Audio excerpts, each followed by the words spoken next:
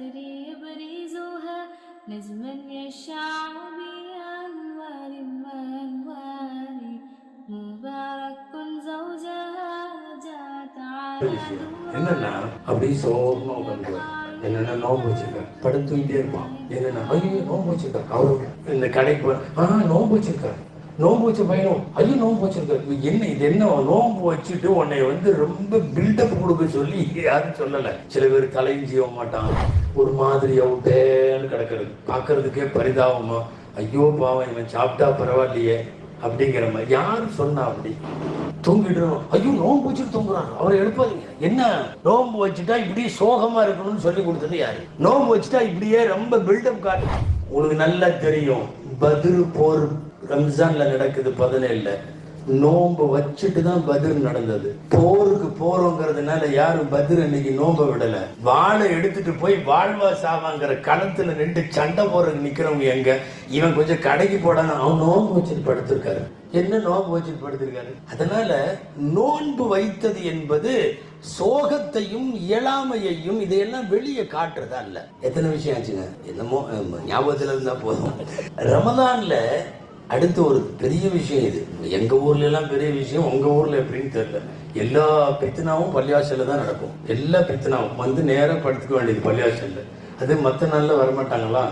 வீட்டுல சாப்பாடு இல்லை, பள்ளிவாசலுக்கு அப்படி படுத்துக்க வேண்டியது. ஆண்டவனே நாயனே, யாரை பத்தியாவது பேசி தலைப்பு செய்தியை போட்டு உருட்டுன்னு உருட்டு இல்லாது பொல்லாது இருக்கிற நோம்பெல்லாம் அங்க 10 நிமிஷத்துலயே போயிடும். இவர் சும்மா வவுத்து நோம்பு வாய் நோம்பு வைக்காம எல்லாம் நடக்கும். அல்லாஹ் அக்பர். ரம்ஜான்ல தான் எல்லா இஷ்யூ. இந்த ஏதாவது ஒரு பைப்புல தண்ணி வர ஆரம்பிச்சிருவோம். என்ன நிர்வாகம் நடக்குது இங்க, என்ன பாக்குறாங்க இங்க, என்ன தண்ணி வரல அப்படின்னு கூட 4 பேர் ரெடியா இருப்பாங்க. எல்லாம் அங்கங்க இதே மாதிரி படுத்துக்கிறவங்க டப்பு டப்புன்னு 4-5 பேர் சேர்ந்து எல்லாம் சேர்ந்து ஆமா இப்படித்தான் இருக்கு, இதெல்லாம் சரியில்லாத வேலை ஆய் உயிர் எல்லாம் சத்தம் போட்டதுக்கு அப்புறம் அதுல தானா தண்ணி வரும். அவ்வளவு நேரம் பேசுறதெல்லாம் வேஸ்ட்டு, திரும்ப போயிடுவாங்க. இந்த கூடி கூடி பேசி பித்னா பண்ணி பகல் நன்மை பூரா போறது. நான் இது சம்பந்தமா நிறைய ஹதீஸ் சொல்ல முடியும், உங்களுக்கு தெரியும்.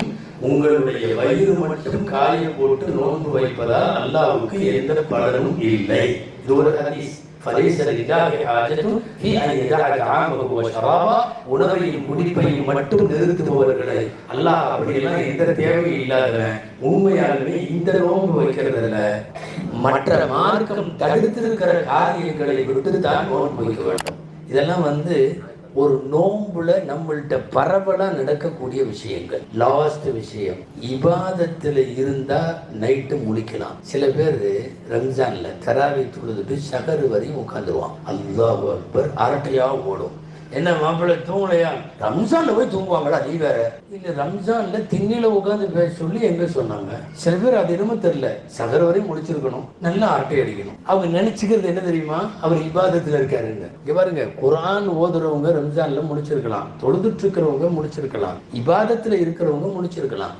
ஒன்னும் கிடையாது. இவரு இங்க ஒரு 10:30 மணிக்கு தராவியா முடிஞ்ச உடனே பிஸ்மில்லான்னு போய் உட்காந்தா சில பேர் நினைக்கிறாங்க நம்மளையே சொல்ற மாதிரி இருக்குதே. சில பேர்லாம் வேகமா தலையாட்டுற மாதிரி கேட்கறத பார்த்தா தெரியுது. நிறைய ஊர்ல அப்படித்தாங்க, உட்கார்ந்து விடிய விடிய பேச வேண்டியது, அப்புறம் பகல்ல தூங்கிக்க வேண்டியது. என்னன்னா ரம்ஜான்ல போய் தூங்குவாங்களா அப்படிங்கிறாங்க. இபாதத்தா இருந்தா தான் ரம்ஜான்ல முடிச்சிருக்கணும். அன்வான்டா உட்காந்து அரட்டை அடிக்கிறதுக்கு ரம்ஜான் முடிக்கிறது இல்லை. இதெல்லாம் பரவலா எங்க பகுதியில நான் பார்த்த தப்புகள். அதனால உங்கள்கிட்ட சொல்லிட்டேன், இது இந்த ரமதானில இவைகள் எல்லாம் செய்ய வேண்டும். குறிப்பாக நான் துவக்கத்தில் சொன்னது போல புனித ரமதான், தஹஜ்ஜத் 30 நாளும் தொழுகிற ரமதானாக இருக்கட்டும், 30 இஃப்தாரும் துவா செய்கிறவராக இருக்கட்டும். நான் ஆரம்பத்தினுடைய பயானின் துவக்கத்தில் சொன்னது போல் நல்ல காரியத்தை முடிந்த அளவு செய்யுங்கள், தீய காரியத்தை அறவே செய்யாதீர்கள் என்கிற அந்த முடிவுக்கு இன்ஷா அல்லாஹ் நாம் வருவோம். எல்லாம் வல்ல அல்லாஹு ஜல்ல ஷானஹு தஆலா வாழும் காலத்தில் அவனோடு தொடர்பில் இருக்கவும், வணக்க வழிபாடுகளோடு வாழவும், பள்ளிவாசலோடு தொடர்பில் இருக்கவும், நம் சந்ததிகளை விட்டு நாம் விடைபெற்று செல்லுகிற போது ரப்புல் ஆலமீன் அன்போடு நம்மை வரவேற்கக்கூடிய சூழ்நிலையை எல்லாம் வல்ல இறைவன் நம்முடைய வாழ்க்கையில ஏற்படுத்தி தருவானாக.